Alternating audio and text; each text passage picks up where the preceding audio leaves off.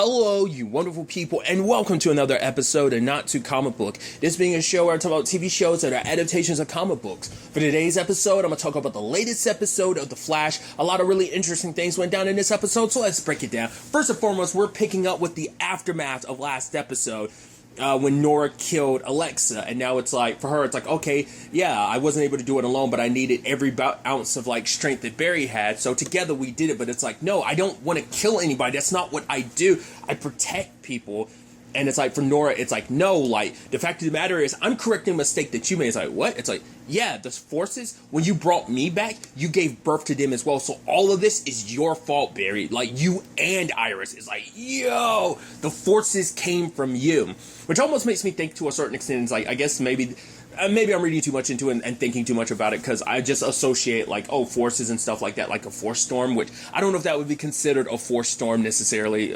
Once again, we saw what a force storm looks like in season 3, but it makes me wonder, like, I mean, could this all lead to a potential, like, another full-blown force storm? But I was like, oh, like, it's kind of interesting to think that, like, them together ended up which is actually interesting when you break it down. It's like, you guys gave birth to gods. That's pretty badass. That's pretty sick. That's pretty cool. But nevertheless, it's a situation where Nora isn't going to stop. She needs her beautiful boy Barry beside her, but Barry's like, no, I'm not going to do this. But it's a thing of, we need to kill them. There's going to cause more damage and havoc. Like, the fact of the matter is, these things are unnatural. Now they've bonded with these avatars. Like, this is the only way, but Barry chooses not to. And Nora just gets kind of scary and just kind of like, you have to help me. But even if you won't, I'll do this with or without you, and kind of bounces. And now that, obviously breaking it down to the entire team, is like, well, what do we do now? Barry ultimately comes up with, they end up checking and confirming Nora's story that, yeah, they ultimately did give birth to the other forces that night. But obviously, Iris wants to talk to Nora like a person, but for Barry, it's like, no, like, everything with Nora was a lie. Like, she just, especially because Barry's recently had his heart used against him with the whole Ava thing. Like, he kind of got over that, but it's just like, just when he took that step forward, like, now another person manipulated me into doing this, you know, and it's like, it's my fault for getting manipulated into this. But Iris is saying that everything that Nora, those moments between you and Nora, like, that wasn't a lie. There was truth in that. Like, it wasn't all a lie. And so Barry's come up with the thought of, like, how he can deal with this. And for him, that means time traveling, which I'm like, yo, I was like, trying to think in retrospect, I was like, Barry didn't do any time traveling last season, did he? And in retrospect, I don't think, no, he didn't. I think the last time he did any time traveling was season 5, maybe? So, it's like, yeah, we haven't touched on that in a while, but it's like, okay, so Barry's plan is to go back to the night of, the birth of the of the forces, and basically make it so they were never born, which Iris is like, whoa, like, what are you talking about? You doing that? Like, you're just gonna, like, erase them from existence. It's like, they're too great of a threat to be left unchecked, and he's like, I have to do this. It's like, not only will I be able to save all the hosts, Dion, whoever Sykes' host is, as well as Alexa, I can do this. It's like, well, you might end up losing your speed in the process, then so be it. Like, this is the best way to kind of save everybody. But also, it's also a little short-sighted in certain regards, too, because, like, yeah, you're able to save lives here, but if you end up losing your speed, what about the people in the future you could have saved as, the Flash? Like, that has to be considered as well, but Iris isn't down with the whole, like, she's, like, trying to talk to them, but it's like, no, like, when we tried to talk to Nora, what did she do? She doubled down. There's no talking to her. Like, one, it's not her, it's an it. This omnipotent God, this being, like, has made its decision, and we're not going to be the ones to change it. So now we have Iris and Barry in disagreement about how to handle this. Obviously, Barry works with Cisco and Chester to try and find a means of traveling back in time, because you have Cisco being like, yeah, but if you do that, Barry, you create another flashpoint, and it's like, yeah, but he wants to try and find a means of doing this without affecting without changing the timeline, by, like, wiping them from existence, but keeping everything else the same. So how he's going to necessarily do that, well, it's like, well, we need a Wells to help us kind of figure out fine-tune a lot of this final stuff. So Barry tracks down Harrison, who was kicking it in 2000 with his wife, and Barry brings him present day to be like, all right, I need your help to figure this out. which obviously Cisco's happy to see him, and it's like, look, and Chester's like, hey, yo, it's the timeless wells, and so basically he's able to create he can time travel, interesting, which is so interesting to think about that because of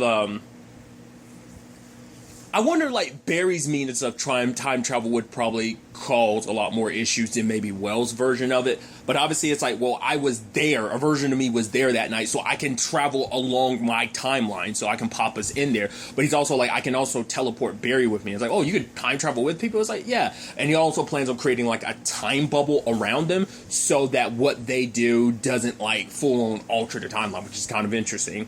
But obviously, you can immediately tell, since the beginning of the episode, you can tell Cisco's, had some reservations about a lot of stuff. Like him with Camilla, her photos of Ava during the, Monarch's attack and everything. It's a mirror Monarch's attack. Is that they got put in a gallery, I think it was San Francisco, and, Cisco's happy for it and everything. But you can tell, it's all weighing on him. It started hitting him then, and it's trickling down and throughout the entire episode. But obviously, when they're kind of fine-tuning a lot of stuff, at the end of the day, Cisco doesn't agree with it. Because it's no matter what you're doing, these are beings. You're going to, just wipe them out of existence. It's kind of that is messed up. It's a complicated thing where, I can see both sides of it. Because for Barry, it's these things are too dangerous. I'm also saving the people that have been possessed by them. But at the same time, it is a thing of... Especially when Dion has his confrontation. I think it speaks volumes that, not only was able to... he was at first... I guess because he wasn't expecting Barry, or maybe he did... Because he didn't know that Barry... Because obviously Chester was yeah, and this is Barry, the landlord. Which I think speaks volumes. The fact is, even Timeless Wells was frozen, but maybe he left Barry alone because he wasn't expecting, knowing that Barry was the Flash and everything, so maybe he didn't know, so, his power doesn't immediately kick in, but... I mean, to be fair, because even that Meta, what's his name? Was it Turtle? I believe it was the one who can slow down. Even obviously he affected Barry as well. So I guess it comes as a no surprise. The fact is he can do it later on. Either it's because he's focusing on doing it to Barry, whereas before he wasn't. Whatever the case may be, I think that speaks volumes that he can literally make Barry stand still. Because oh, who's this guy? No, who's this guy? It's yo, Barry, this is Dion, the Steel Force. It's okay. Which is also interesting, being confronted by one of your children. But he's oh. And it turns into a whole thing where it's I'm trying to save you. He's oh, but so I was a mistake. He's no, I'm not saying it. He's no, but I can feel it because they're all connected. Because later on, Iris found out, because of the camera that Cisco gave her that could basically show the forces, that there's an isotopic, I'm saying that right. Isotopic energy reading coming from Iris. It's because they are connected. They did come from her and Barry, so there's certain, so he feels that connection with Barry, and it's the fact is you want to erase this. I just want to get rid of the Force. It's that is me, and it's such an interesting conversation too. Because I've talked about it recently. We had this whole conversation with metahumans, with Frost last episode, and now, obviously everything on Black Lightning with getting rid of metahumans' abilities and stuff like that. So, the same thing kind of applies in this. It might have been a short amount of time, but the fact of the matter is, it's been 17 days. It's but this is a part of me. You're not just talking to the Avatar anymore. You're legitimately kind of talking to the forces to them who are kind of speaking through these people. Maybe that's why they picked their respective avatars, because they found a kinship with them. It's oh, you weren't picked at random. You were chosen because what was going through your life, maybe each one of the forces could feel something, could connect with that. So that's why they picked their respective, people. So... But Dion's I'm not going to be stopped. I'm not going to let you erase me, And that is kind of crazy to think about in the end of, right, you're essentially trying to kill your kids, which is kind of sad considering, when you actually think about it real hard, kind of what Eobard did to Nora, So it's it is kind of sad to kind of, potentially be responsible for losing more children, It's a whole thing when you really break it down and think about it, but, nevertheless, like I said, Cisco kind of agreed with Dion about handling things that way because it's these are beings, and it's Chester agrees with Cisco, but you even have Wells being I'm ready to back your play, Barry, but at the end of the day, you have to think really hard about if this was really what you want to do. And at the end of the day, Barry's just fix the harness, so he's ready to kind of go through this. And obviously Cisco's like, well, good luck, and bounces. At the same time, Iris is working with Allegra and Camilla to try and track down Nora, but their first attempt to find her doesn't work because Nora's been all over the town, so like her energy's all over the place. So it's like, right, we've been trying to find the Speed Force. We should be trying to find where is Nora, and they end up going to Barry's house. Interestingly enough, you see like there's an old school car, and they make such a point to point it out. I was like, oh, that old school car, wow, and it looks brand new. I'm like, what is that supposed to be about?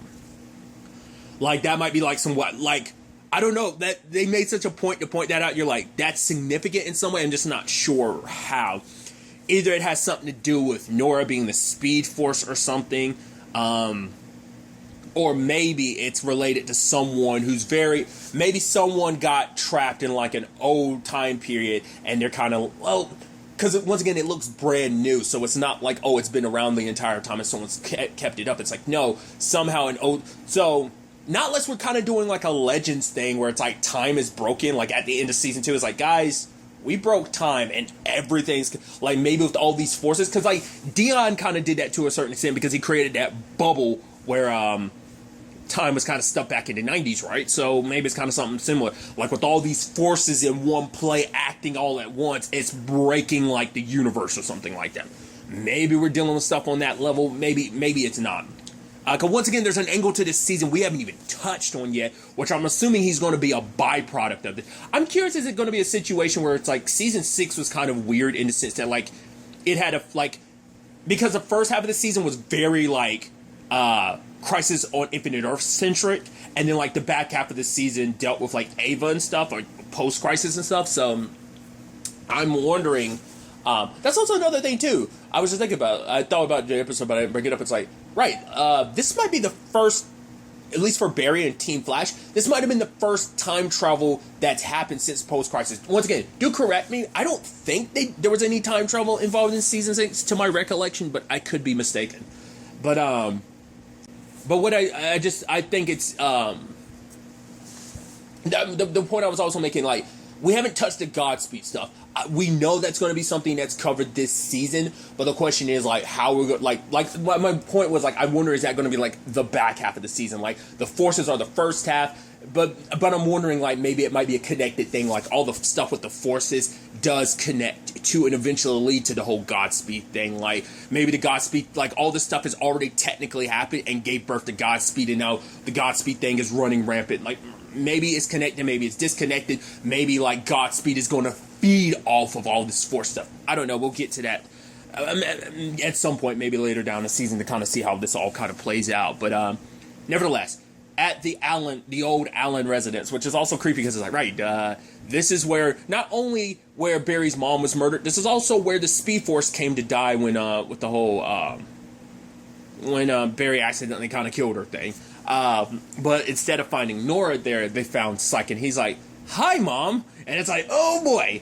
And so for him, he's trapping everyone in their fears. He's like, why'd you come looking for me? He's like, no, I'm not. It's like, oh, you came looking for the Speed Force. What, you're going to hurt her too? It's like, no, I'm trying to help both of you. And it's like, wait, what? And for a moment, it did seem like she was kind of getting through him, because obviously Psyche uses his powers and he's able to trap her in her fear. And that's an interesting fear where it's like, oh, like, this is your fear. Like, you know, Nora being like, oh, that's actually, well, I won't get into it, why that's actually kind of, that seems actually a little depressing. So I'm not going to bring down make it like super depressing, in that we could actually be seen and thought of as a little depressing in that regard.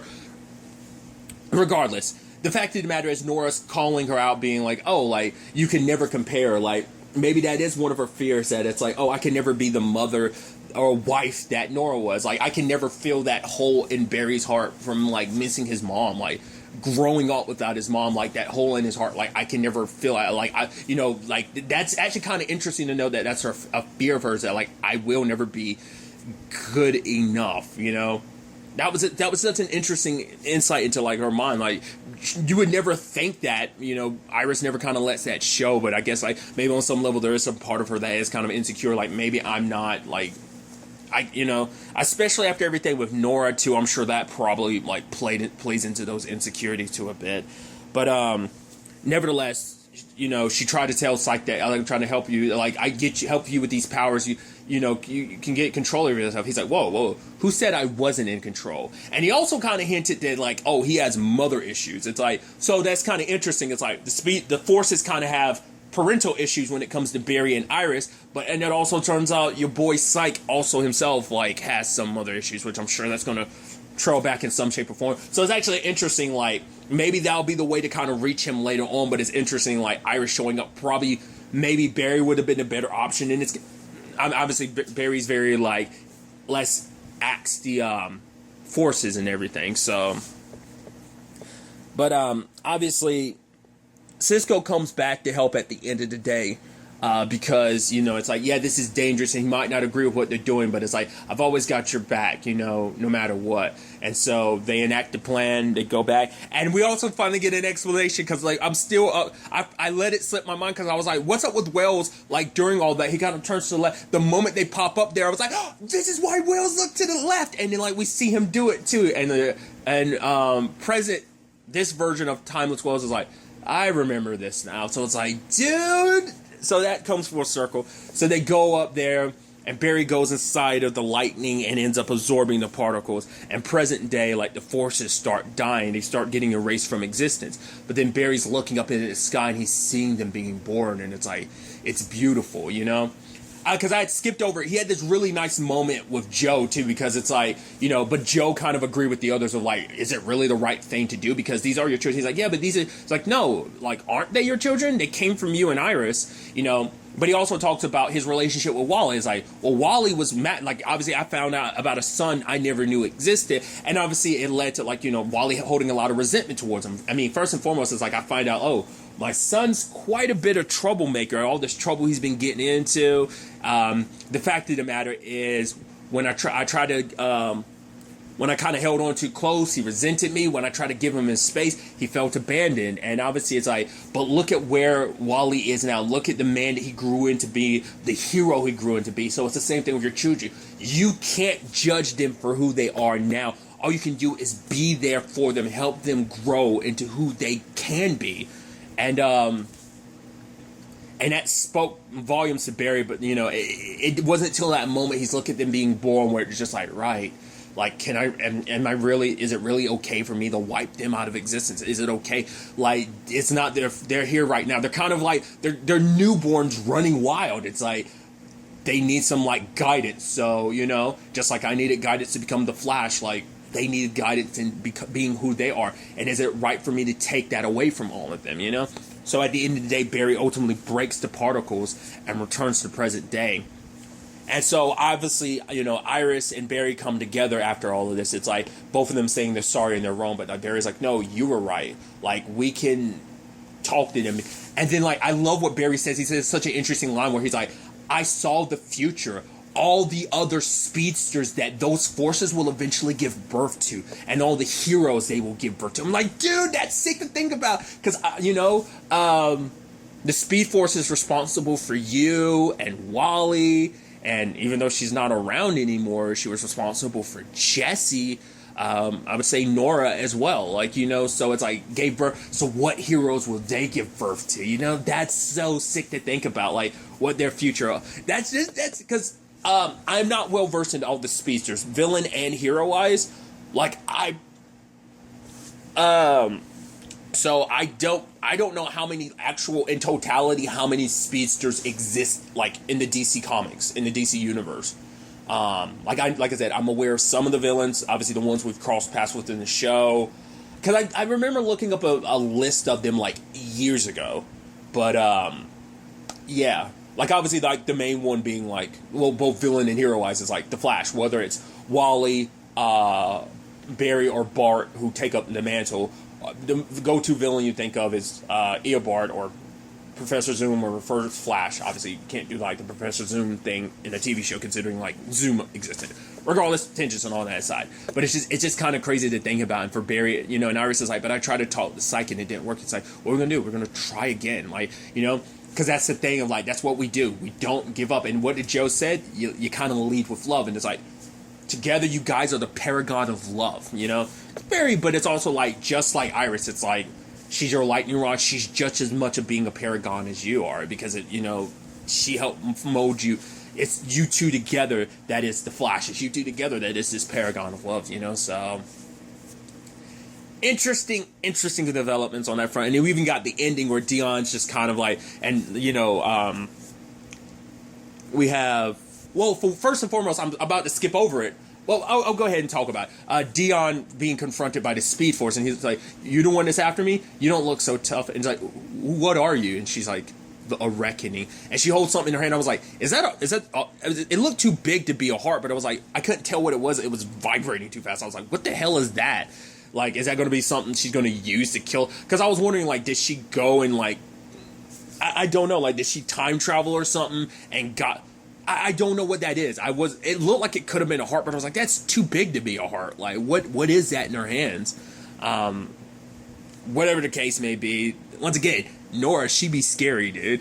But along with that, at the very end, and it's like, whoa, like, Alexa woke up for a second, but then she went back to being dead. And it's like, whoa, do you think it's because we're in sync again? And it's like, then maybe we were able to bring her back a moment. Maybe we can bring her back forever. Like bring Forza back, kind of like reconnect Alexa with Forza to bring her back. And so they touch, and that little spark of electricity, the blue from them, ends up giving birth to like Forza. And Alexa wakes up and says, whoa, why are you guys looking at me? It's like, yeah, you were able to save her life. So this is going to be interesting to see how this kind of goes forward. So Alexa, yeah, it's kind of my fault you're the way you are, but the fact is that we can find a way forward. It's going to be interesting because the others have kind of accepted who they are. Alexa was the most against who she's become, so especially because she was trying to get a fresh start. And, you know, maybe Fuerza's just kind of, you know, obviously like that anger inside of her is what kind of gave birth to Fuerza at first. So I'm curious.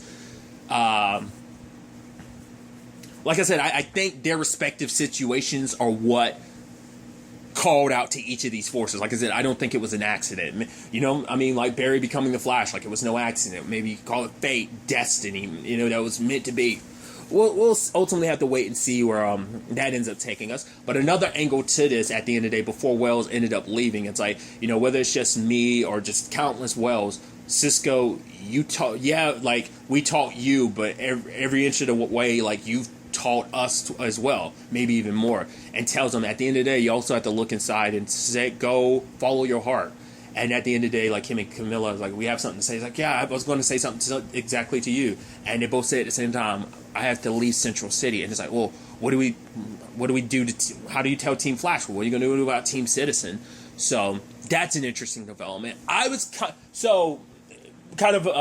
guess behind the scenes is weird to say, but obviously, like, I read an article, I want to say like a few weeks ago, that said like Carlos and Tom, the actors who play Cisco and Wells respectively, are exiting the show after season 7. So I don't know whether it's like I said, I only saw like the Google alert for it. I didn't actually read the article, but I guess this is setting that up. Now, whether it's like an immediately like they leave in the middle of the season, like maybe that's the last time we see Wells, or maybe this is the last time we see Cisco, or whether it's at the very, very end of the season.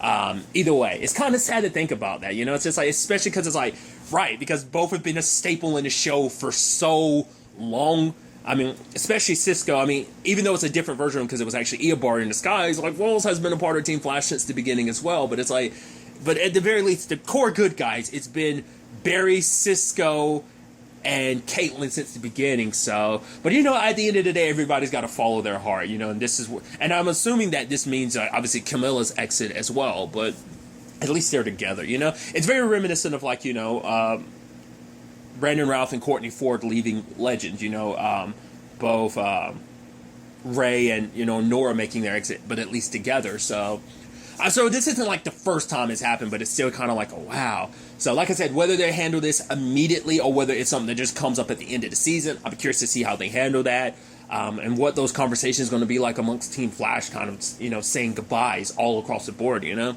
So it's definitely going to be interesting to see where all of this ends up taking us going forward into the next episode. But really, that's all I want to talk about. Till the next time we meet, be happy, be safe, live life to the fullest, and enjoy it. Good day and goodbye.